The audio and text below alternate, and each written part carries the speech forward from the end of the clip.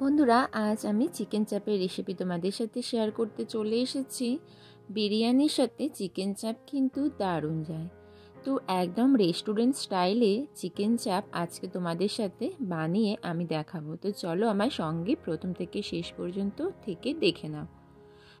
Chicken চাপ বানানোর জন্য প্রথমে আমি একটা ড্রাই মশলা তৈরি করে নিচ্ছি। এলাচ, লবঙ্গ, দারচিনি, গোটা জিরে ভালো করে বেটে আমি এটা মিক্সিতে গুঁড়ো করে রেখে দেবো আলাদা করে।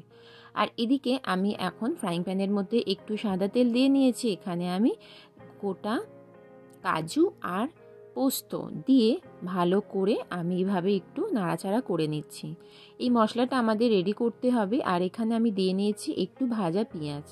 তো ভাজা পেঁয়াজ মানে যেটাকে বেরেস্তা বলা হয় দিয়ে কিছুক্ষণ নাড়াচাড়া করে আমি তারপরে একটু জল দিয়ে এটা একটু আমি মিক্সি করে নেব। আর এখানে দেখো আমি কাঁচা পেঁয়াজ নিয়ে নিয়েছি প্রায় 10-12টা ছোটো ছোটো পেঁয়াজ আমি এটা মিক্সি করে নেব। আর এদিকে দেখো মাংস নিয়েছি 1 কেজি পরিমাণ। এখানে আমি আদা নিচ্ছি 1.5 চামচ। এখানে আমি 1 চামচ রসুন বাটা দেব আর 1 চামচ কাঁচা লঙ্কা বাটা দেব।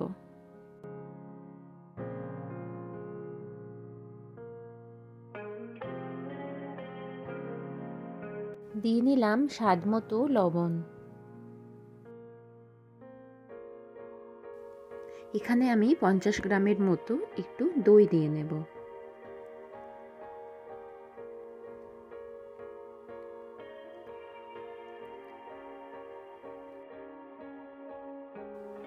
আমি যে ভাজা মশলাটা করেছিলাম এলাচ, লবঙ্গ, দারচিনি আর জিরে গুঁড়ো, তো সেই পুরো মশলাটা মিক্সিটা আমি এর মধ্যে কিছুটা পরিমাণ দিয়ে নিলাম। দিয়ে সমস্ত মাংসটা আমি এভাবে ম্যারিনেট করে আধা ঘন্টার জন্য আমি কিন্তু এটা রেস্টে রাখবো। ভালো করে প্রত্যেকটা মাংসর সাথে কিন্তু আমি ভালো করে এইভাবে মিশিয়ে নিচ্ছি। এটা আমি ম্যারিনেট করে রেখে দেবো।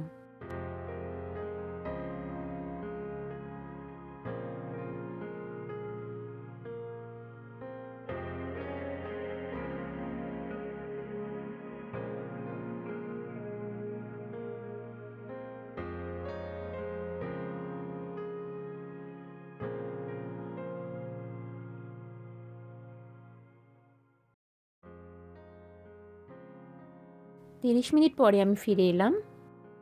দেখো কড়াই গরম হয়ে গেছে। এখানে আমি দিয়ে নেব এখন ঘি। আমি কিছুটা পরিমাণ ঘি দেব আর কিছুটা পরিমাণ এখানে আমি সাদা তেল দেব। তোমরা চাইলে পুরোটাই ঘি ব্যবহার করতে পারো, কিন্তু এখানে আমি কিছুটা পরিমাণ ঘি আর একটু সাদা তেল দিয়ে আমি চিকেন চাপটা বানাবো।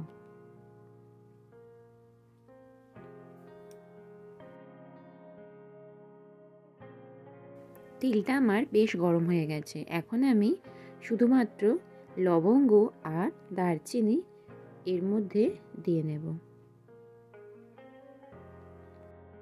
এটা অনেকক্ষণ ধরে ভাজার পরে যখন একটা সুন্দর গন্ধ আসবে এর মধ্যে আমি একদম অল্প পরিমাণ আদা বাটা আর একটু রসুন বাটা দিয়ে এটা ভালো করে ফ্রাই করে নিচ্ছি। এখন আমি এর মধ্যে দিয়ে নেব পরিমাণ মতো হলুদ আর পরিমাণ মতো কাশ্মীরি লঙ্কার গুঁড়ো। আমি এই তেলের মধ্যে কিন্তু লঙ্কার গুঁড়ো আর হলুদটা দিয়ে নিয়ে ভালো করে একটু কষে নেব।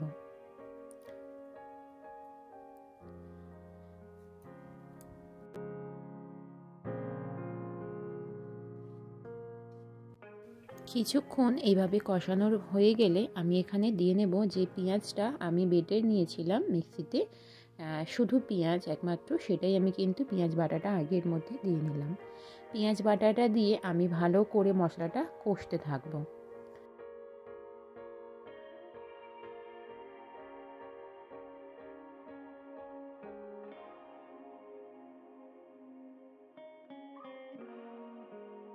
পেঁয়াজটা ভালো করে আমার কষা হয়ে গেছে, খুব সুন্দরভাবে একটু একটু তেলও ছেড়ে দিয়েছে। এখানে আমি দিয়ে নিচ্ছি সামান্য পরিমাণ টক দই।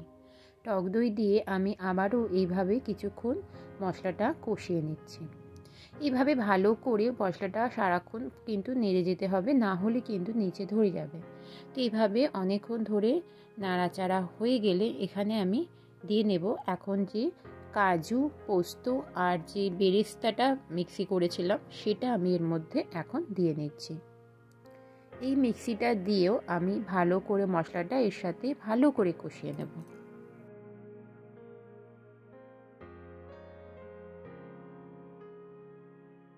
মশলাটা বেশ অনেকক্ষণ ধরে কষানো হয়ে গেছে আর হালকা একটু তেলও ছেড়ে দিয়েছে। তো আমি এই সময় যে মাংসটা ম্যারিনেট করে রেখে দিয়েছিলাম সেই মাংসটা আমি এর মধ্যে এখন দিয়ে ভালো করে নাড়াচাড়া করব।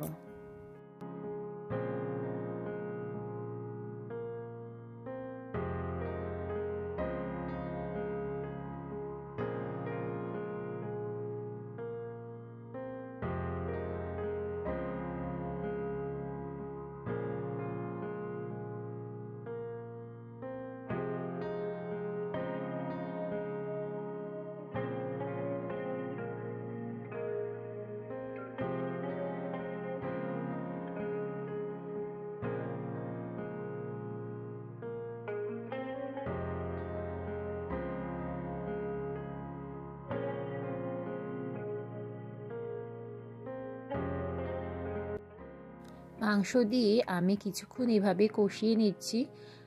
মাংসটা যেহেতু অনেকক্ষণ ম্যারিনেট করে রেখে দিয়েছিলাম সেই কারণে কিন্তু মাংসটা অনেকটা প্রায় হয়েই এসেছে। তো এখানে আমি অনেকটা ড্রাই হয়ে গেছে, একটু জল দিয়ে নেব। আমি সামান্য পরিমাণ একটু জল দিয়ে নিচ্ছি কারণ অনেকটা ড্রাই হয়ে গেছে আর মাংসটা কষতেও অনেকটা অসুবিধা হচ্ছে। তো এই পর্যায়ে আমি দেখো কত সুন্দর মাংসটা কিন্তু ছেড়ে ছেড়ে যাচ্ছে, মানে মাংসটা আমার রেডি হয়ে গেছে। একদম রেস্টুরেন্ট স্টাইলে চিকেন চাপ রেসিপি। তোমাদের কেমন লাগছে বন্ধুরা আজকে রেসিপিটা কমেন্ট করে অবশ্যই জানাতে কিন্তু কেউ ভুলো না বন্ধুরা। এখন আমি দিয়ে নিচ্ছি স্পেশাল দুটো জিনিস, সেটা হচ্ছে মিঠা আতর আর গোলাপ জল এর মধ্যে আমি দিয়ে নিলাম। আর এই স্পেশাল দুটো জিনিস কিন্তু একদম রেস্টুরেন্ট স্টাইলের স্বাদের মতন একদম লাগবে। তো চলো, আমার দেখো চিকেন চাপটা কিন্তু রেডি হয়ে গেছে, আমার একদম রেডি। বন্ধুরা আজকের আমার এই চিকেন চাপের রেসিপি রেস্টুরেন্ট স্টাইলের তোমাদের কেমন লাগলো কমেন্ট করে জানিও। ভালো লাগলে লাইক, কমেন্ট, শেয়ার, সাবস্ক্রাইব করে আমার এই ছোট্ট চ্যানেলের পাশে থেকে যেও। বন্ধুরা আজকের মতো বিদায় নিচ্ছি, তোমরা সকলে ভালো থেকো, সুস্থ থেকো, দেখা হবে নেক্সট ভিডিওতে। টাটা।